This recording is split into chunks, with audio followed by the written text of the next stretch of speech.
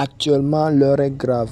Soule de Paris fait des révélations choquantes sur Soro Guillaume. Regardons la vidéo, mettez vos avis dans les commentaires. On écoute. Les rebelles qui sont avec Ouattara, appelez-les.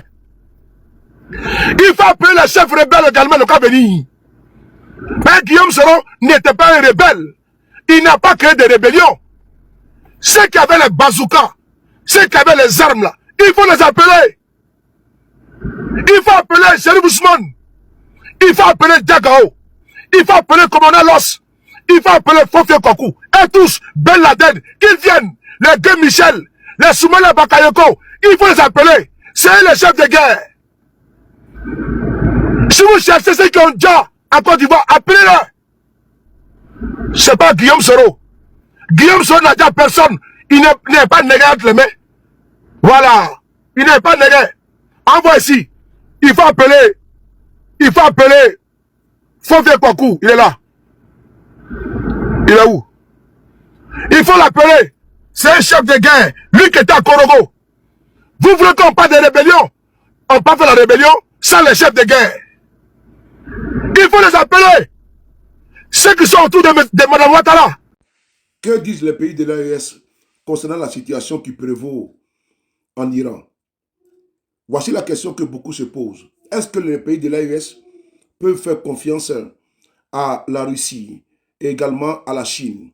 Parce que l'Iran est un partenaire de la Chine et de la Russie. Frères et sœurs, avant de répondre à cette question, on va d'abord planter le décor. En Iran, en 1941, Pahlavi, qui deviendra le Shah d'Iran, a pris les rênes du pouvoir. En 1953, la révolte a commencé et s'accentuer. Le Shah d'Iran a fui pour l'Angleterre. De l'Angleterre, il revient où? En Iran. Grâce à l'aide de qui? De la CIA, les États-Unis. Il devient un partenaire incontournable des États-Unis. Le président Jimmy Carter, à l'époque président des États-Unis, va se rendre en Iran et va féliciter le Shah d'Iran qui était devenu un autocrate, un dictateur et un sanguinaire qui réprimait dans le sang toute dissidente, toute opposition. Jimmy Carter, le président américain, va me dire que l'Iran est un îlot de paix et de stabilité. Le Shah d'Iran décide de développer son pays, mais tout en muselant le peuple. Et le peuple était tellement oppressé, une police politique qui enlevait les opposants iraniens. Un jour, il y a eu une révolte qui a été matée dans le sang. Près de 130 Iraniens ont perdu la vie. Le Shah d'Iran était devenu un autocrate sanguinaire et qui réprimait toutes les voix dissidentes, comme je l'ai dit tout à l'heure. Alors, la révolution a trouvé une figure, l'Ayatollah Khomeini. L'Ayatollah Khomeini qui s'opposait au Shah d'Iran a été drogué et déposé en Irak. Parce que n'oubliez pas que l'Iran et l'Irak font frontière. Et pendant ce temps, les États-Unis soutenaient le Shah d'Iran, qui était le roi. Voilà. Parce que la famille du Shah d'Iran a dirigé pendant près de 2500 ans l'Iran. C'est important. L'Empire perse. Et donc, on va continuer. Frères et sœurs, l'Ayatollah Khomeini est drogué et jeté en Irak par le régime du Shah d'Iran. Et malgré ça, la révolution continue toujours. Le pays était en ébullition. La contestation montait et le Shah d'Iran n'arrivait pas à contrôler la situation. La pression était très forte. Le Shah d'Iran a demandé à ce que l'on puisse éloigner de l'Iran l'Ayatollah Khomeini. L'Ayatollah Khomeini, c'était en 1964. Il a quitté l'Irak et il a trouvé refuge où? En France. La France a donné refuge à l'Ayatollah Khomeini. Des policiers français, des gendarmes français suivaient même H24 la résidence de l'Ayatollah Khomeini. Depuis le territoire français, il continuait toujours la résistance, la révolte contre le régime du Shah d'Iran. Frères et sœurs, il enregistrait des audios, des messages sur des cassettes à l'époque pour faire parvenir à son peuple et pour leur demander d'amplifier la contestation et de chasser les Shah d'Iran du pouvoir. Il a même envoyé des messages à l'armée iranienne pour ne pas qu'elle puisse suivre, obéir aux ordres uniques du Shah d'Iran qui est en train d'oppresser le peuple iranien. Le Shah d'Iran, acculé, parce que abandonné par les États-Unis, parce que unilatéralement, il a augmenté le prix du pétrole. Les États-Unis ont trouvé que c'était la ligne rouge à ne pas franchir. Et qu'est-ce qu'ils ont fait? Ils ont abandonné leur partenaire, le Shah d'Iran, qu'ils soutenaient Urbi et Orbi, ne pas dire aveuglement. Le Shah d'Iran était obligé de fuir l'Iran pour se réfugier en Égypte. L'Égypte qui a ouvert ses portes au Shah d'Iran, à l'époque, c'était le président Sadat, qui fut assassiné plus tard. Le président Sadat a accueilli le Shah d'Iran. Le président Jimmy Carter a dit que le Shah d'Iran a choisi volontairement de se réfugier, d'aller en Égypte, où il doit subir une opération chirurgicale, alors que c'était un exil doré. Alors, en janvier 1979, précisément, c'est là que le Shah d'Iran a rejoint l'Égypte.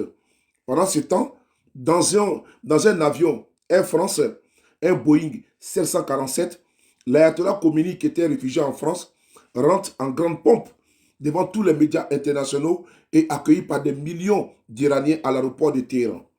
Il avait promis la démocratie, et moderniser l'Iran. Mais les choses n'ont pas tourné comme les Occidentaux le voulaient. Et plus tard, l'ayatollah Khomeini s'est retourné contre qui? Contre les Occidentaux. Ce qui n'a pas du tout plu aux Occidentaux. Ils ont activé maintenant son voisin irakien qui était dirigé à l'époque, l'Irak, par Saddam Hussein. Et Saddam Hussein, sous des prétextes fallacieux de conflits de territoires, Saddam Hussein décide de rentrer en guerre contre l'Iran. Et cette guerre était soutenue par la communauté, les Occidentaux, qui voulaient balayer le régime iranien qui a trahi ses promesses. Saddam Hussein ne va pas atteindre son objectif. Et vous savez comment Saddam Hussein a fini plus tard. Il a été pendu après l'intervention des États-Unis sous George Bush en Irak. Les ayatollahs ont décidé de se braquer contre ceux-là même qui les ont aidés hier. Donc, l'histoire que je vous explique là actuellement, sur l'avènement du Shah d'Iran en 1941 au pouvoir, sans oublier les ayatollahs en 1979, vous allez voir qu'il y a une similitude. Au début, le régime du Shah d'Iran était soutenu par la communauté internationale, par les États-Unis. Et également, vous avez vu comment les ayatollahs sont rentrés en grande pompe. L'ayatollah Khomeini est rentré en grande pompe en Téhéran. Après avoir dit ça, aujourd'hui, les pays de l'AES, pour répondre à la question, vous avez vu que c'est une guerre d'intérêt. Ils font des régimes et puis les défont. Et donc, dès l'instant, les intérêts sont mis à mal, ils vont trouver des prétextes fallacieux pour intervenir. On a vu l'intervention qui a eu lieu en Irak. Colin Powell, depuis le Conseil de sécurité de l'ONU, a présenté un flacon. Et dans ce flacon, c'était un flacon comme ça, un flacon de ce type-là.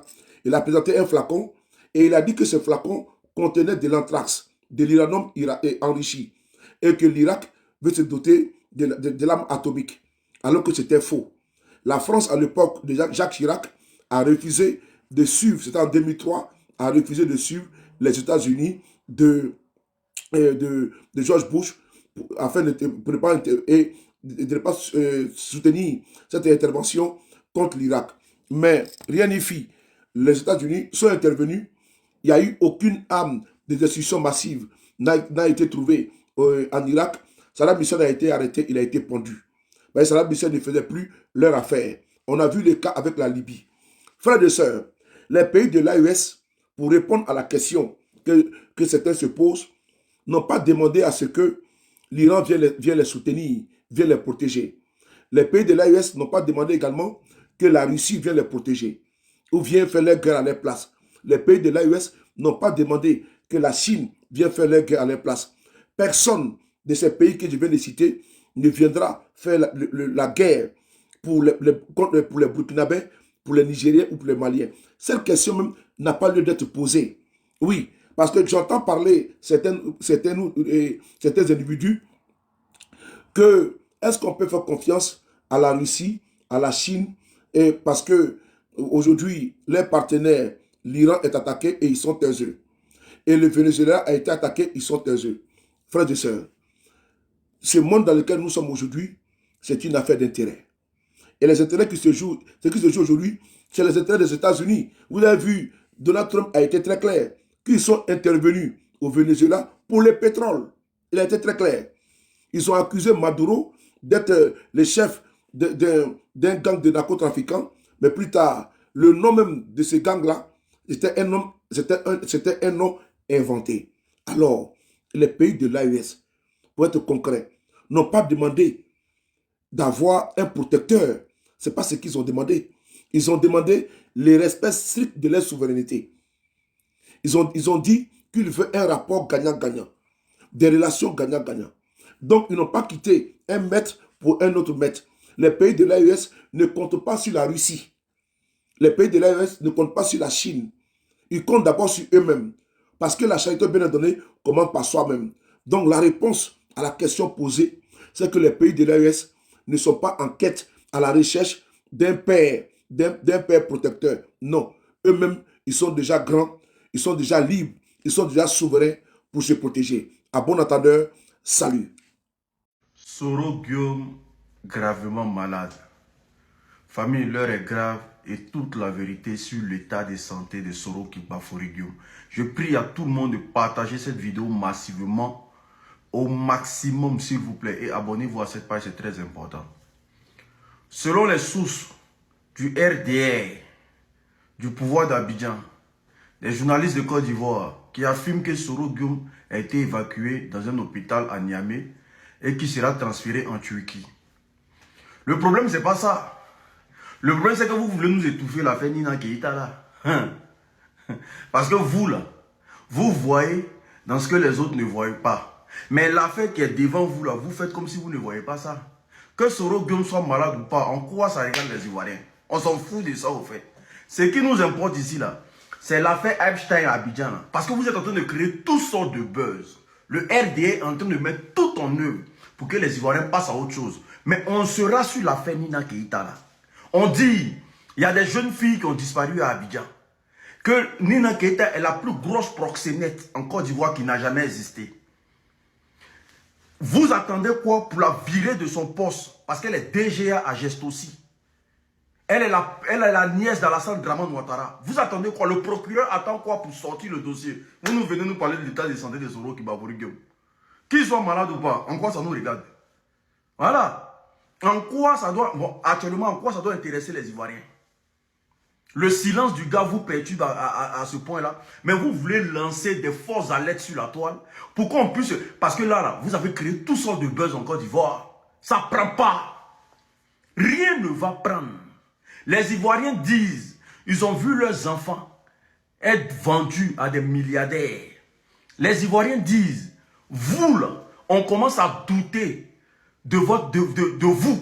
Les Ivoiriens disent, pourquoi le RDR est au sommet du dossier Epstein? Pourquoi tout le monde en parle sauf les journalistes de Côte d'Ivoire? Pourquoi vous ne menez pas des enquêtes profondes sur ce dossier-là? Hein?